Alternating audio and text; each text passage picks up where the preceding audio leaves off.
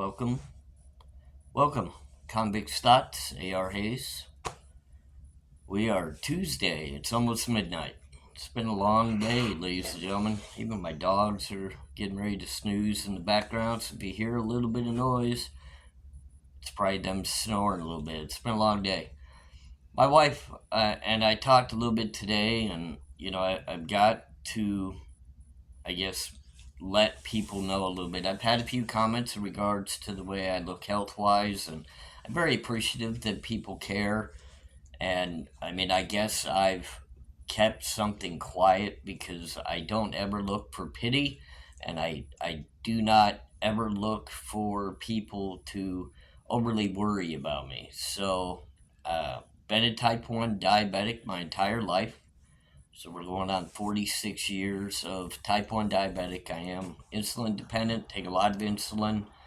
I've had the ups and downs within the diabetic area and, the repercussions of what it does to your body. Um, Approximately 6 years ago, prior to being released from the penitentiary, a riot happened and I was stabbed 2 times in the left side in the back of my kidney. Caused major kidney failure, and because of being the diabetic, I'm not eligible for a kidney transplant. I'm on dialysis, ladies and gentlemen. It's not something that I really want people to feel bad for me or take pity. I don't take it that way. You know, I go 3 times a week for 4 hours a day, and that's on top of the schedule of, trying to be there for my wife. I don't sleep when she's not home. I take care of the dogs. I try to get a lot of work done in other things. I do a lot of custom type artwork things for different various companies and up and coming companies and stuff of that nature. So I keep myself very busy, and I do my very best to stay healthy. And I just want to clear that up real quick before I got into tonight's video. I may look tired. At times my eyes may look like I have issues going on. I've even had people tell me I look like a drug addict, and I'm proud to say I've never taken a drug in my life. I do get tired at times. Obviously, like today was a 4-hour dialysis treatment, and it does wear you out. But as many of you have probably seen, I stay very engaged online. I still run a couple of various Facebook groups on top of it. I'm working on trying to learn how to build an Instagram, a Twitter, a TikTok, various different things. I still walk my dogs every day. I still live the life that each and every single one of us try to do. So don't feel bad for me. Just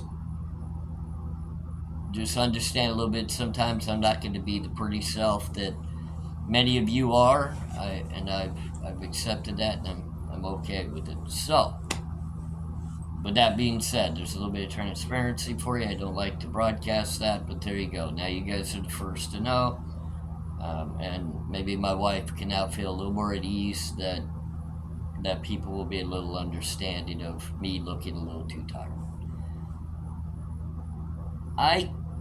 Today, obviously many of you probably already know, some random author put out a book in regards to the Idaho 4 tragedy.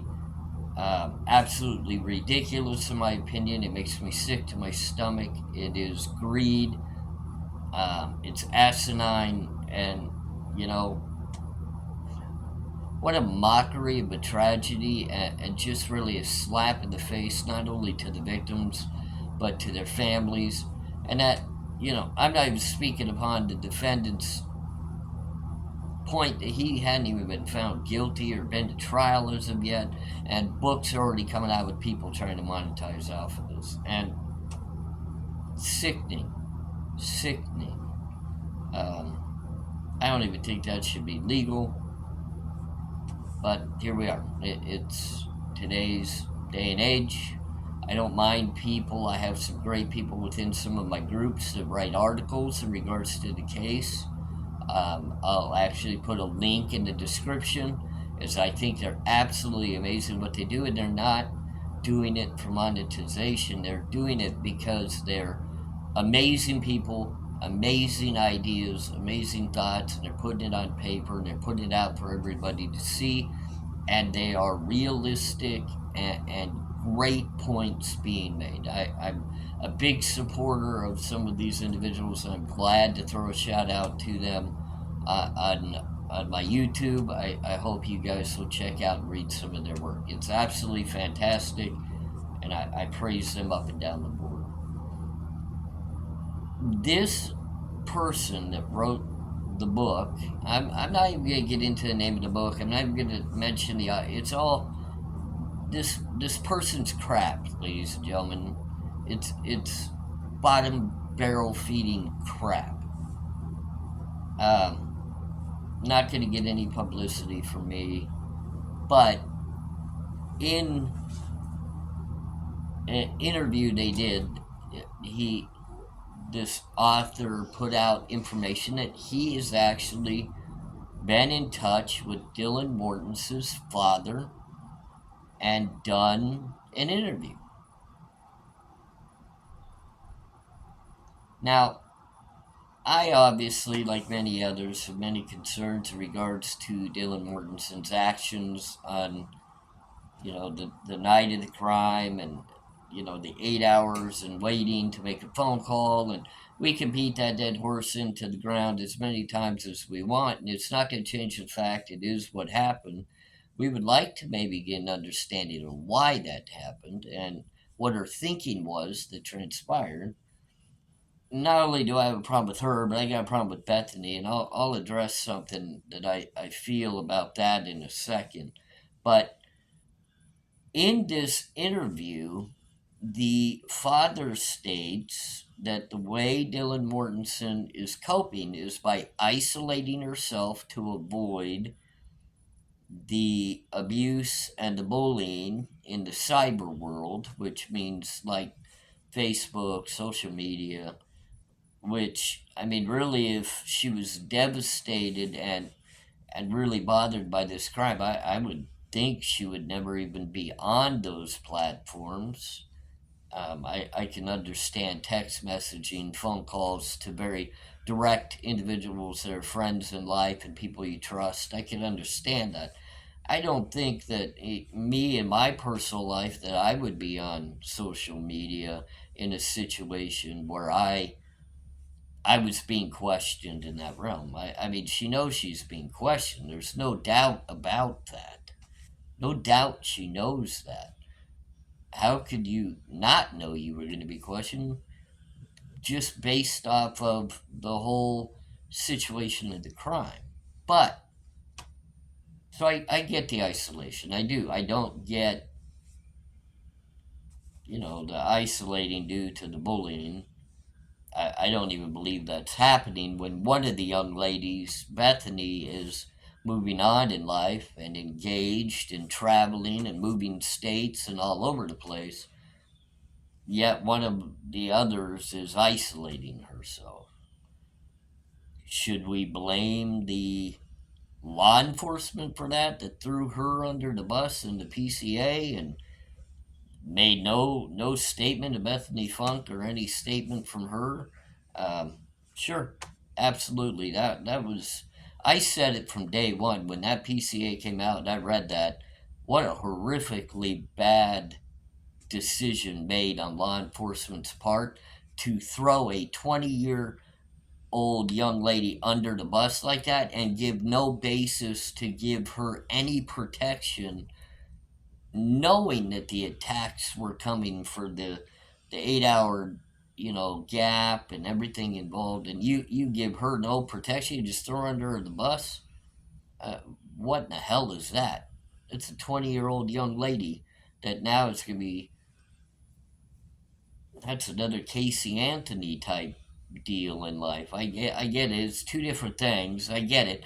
What I'm meaning is she's never going to be able to live down social media and the criticism of society just like Casey Anthony will never be able to do that either, because everybody found her guilty of the crime she was actually found not guilty of in a courtroom. Funny, she was absolutely guilty, but so that's the only comparison I'm making here in regards to Dylan Mortensen's social viewing by people compared to Casey Anthony's. It's very similar. People are looking at them as guilty as sin. We'll see. I mean, and to further that, in isolation, she has now become a gamer girl. A gamer girl. So a young lady so devastated by her very good friends, one of which was her and one, that she just had to have come back as her and one to some sort of engagement. They're all past. Loss of life in a gruesome way, and you become a gamer girl.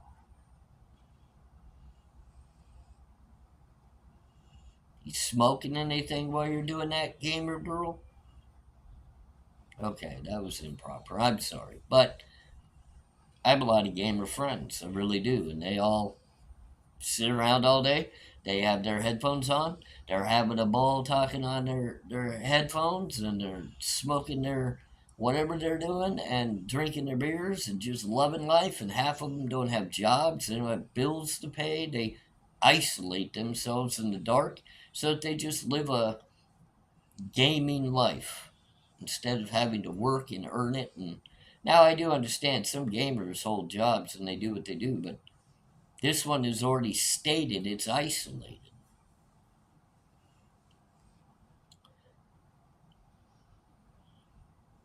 I almost wonder, and I wanted to backtrack to this. Like I said, I was going to get back to Bethany and Dylan here pretty quickly. And I almost wonder in this situation, did Dylan and maybe Bethany at some point is going to endure the same thing? Are they going to get thrown under the bus?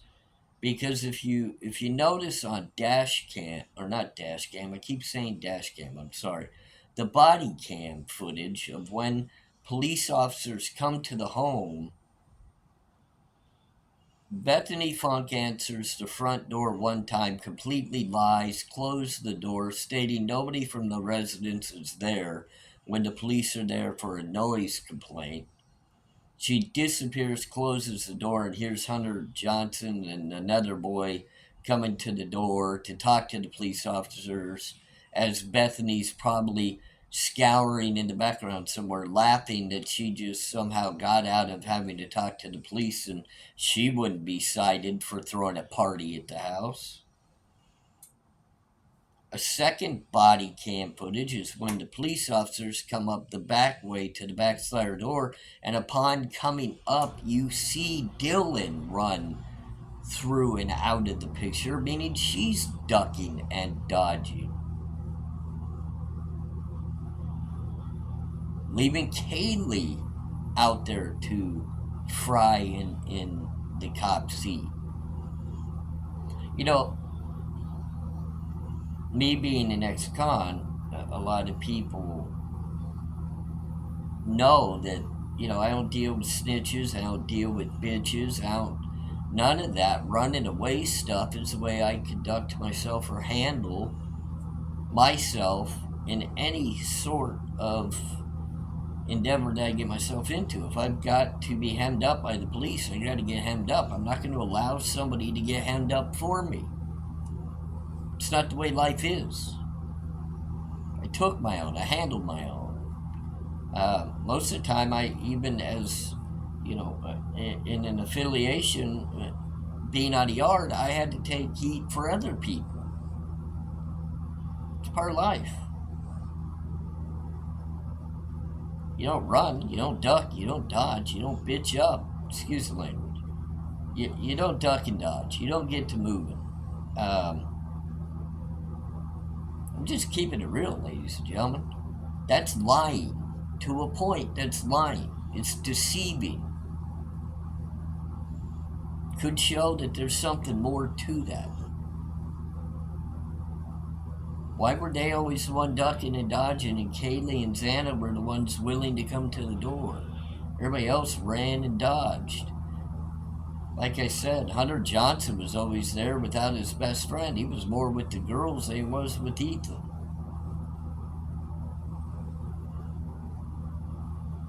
And I guess he's a studly man. I have a lot of issues, ladies and gentlemen, at this book. I mean, I can tell you now, I'll never read it. I've had people approach me that know me pretty well. I don't know how many of you out there know that I do write.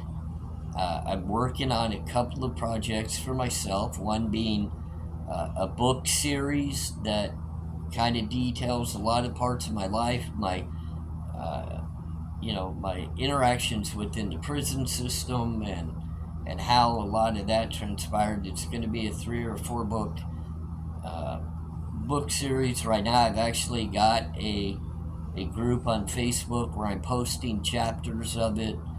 Books 1 and 2, I've got many chapters up, many pages, like 500 pages worth of the series that people are able to read for free. So if you're interested in that, make a comment or send me an email, and I'll get you a link so that you can read that. But I'm also working on another book project, which is A Wife's Ultimatum: Change or I'm Leaving, which is a very personal writing between my wife and I. We're both engaged in the actual writing of it. I'm the main writer, but she's very much a part of it, telling the story of how my wife had to put her foot down to change a lifelong criminal's mindset from thinking only about money and how to get it in crime, and I guess being an affiliated member, to put your foot down and making a man change for the better, because you see the better within him and you want the better to come out of him so that it can make a difference in the world. And so I'm putting pen to paper on that as well. And I'm going to, again, I'll have another Facebook group here soon where I'll allow many of you to read that as well for free. I'm not really even trying to profit off of it, even though I do have offers for um, many things to get those publicized, to get them out there. But getting back to this, we got now a complete, and you guys know I give everybody respect, but this is a pile of crap that's putting this book out, and then to be putting this information out about Dylan. Now she's a gamer girl, and I don't know if I'm upset more that she's becoming a gamer girl, or am I upset again that this young lady's getting dumped on and thrown to the wolves. And I'm kind of doing it a little bit myself because I have questions about a lot of things about her. I know a lot of her ties within her family and her boyfriend's family, and uh, I have some personal thoughts and beliefs that I'll discuss and get out there, and I'll even put my own name stamp on everything I say. Everybody, I want you to know that I put my name stamp on anything and everything I say. I don't backtrack. I don't claim somebody else said it. I said it. If it's my opinion, if it's my thought process, if it's how I feel, I share it and I put my name on it. So, what do you guys feel? I see a lot of deceit. I see a lot of lying. And now we got one girl traveling more than people that work their butts off in the world to earn incomes and have families, and they want to travel, but they don't have the means or the capability because they got real life to deal with. And now, we got one traveling, engaged. Congrats to her on the engagement. But it doesn't seem as though you're too uh, lost or in pain over the loss of your friends, your roommates, your sorority gals. And then you got Dylan become an isolated gamer that I wonder, does she have bills? Do you gotta work? Life gonna be devastating for the next 10 years, and you're just going to spend time playing video games to stay out of the limelight, or are we going to come back out and face the melody of the tunes, and maybe get a job and get back to school and further in your life? And your life was spared. Why don't you take advantage of that? Why don't you move forward? Here we go again. I'm sure I split the room. We get some people upset with me, but like I said, I stamp my name to everything I say. So, ARHayes, the Convict's Thoughts. I again have more issues with this being released. A gamer girl, a traveling girl, and we're not even at trial. A book being written. I'm sick. I'm still sick to my stomach over things that I hear and see about this case. And I sure hope that I get to see some awesome comments from you, and you guys continue to stick with me and ride with me, because I appreciate every single one of you. You mean the world to me. Um, Sorry I had to share my little story about dialysis, but I guess it was a good time to let the truth out of the bag. And you guys have a great evening. Maybe another video. We'll see. I think I might have another case I want to talk about. Have a great night, everybody.